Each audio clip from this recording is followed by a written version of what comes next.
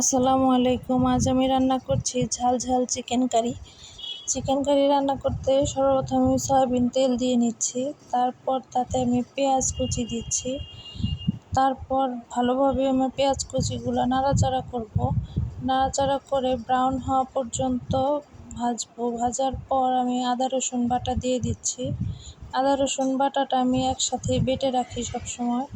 তারপর একটু পানি দিয়ে দিচ্ছি যাতে মশলাটা পুড়ে না যায়। তার মধ্যে হলুদ, মরিচ আর জিরা এগুলো একসাথে দিয়ে ভালোভাবে নাড়াচাড়া করে নেব।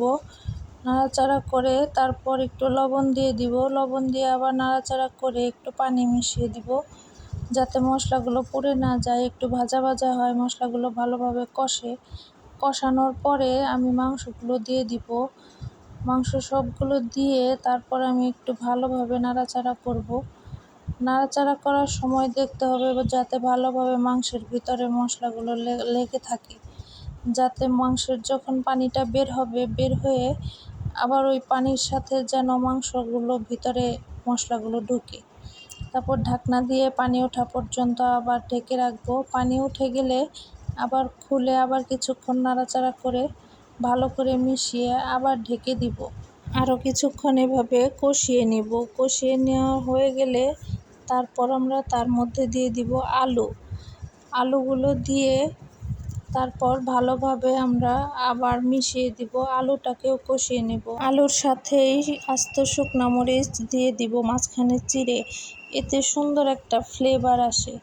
তারপর নেড়ে চেড়ে আবার আলুর সাথে ভালোভাবে কষিয়ে ঢেকে নিব।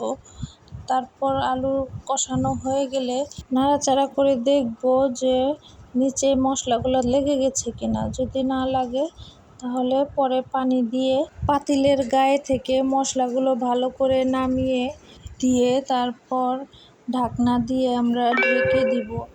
ঢেকে দিয়ে কিছুক্ষণ জাল করে আমি অফ ক্যামেরায় কয়েকবার নাড়াচাড়া করে দিয়েছি। এখন আমাদের মাংস রান্না শেষ। এই তো আমাদের চিকেন কারি রেডি।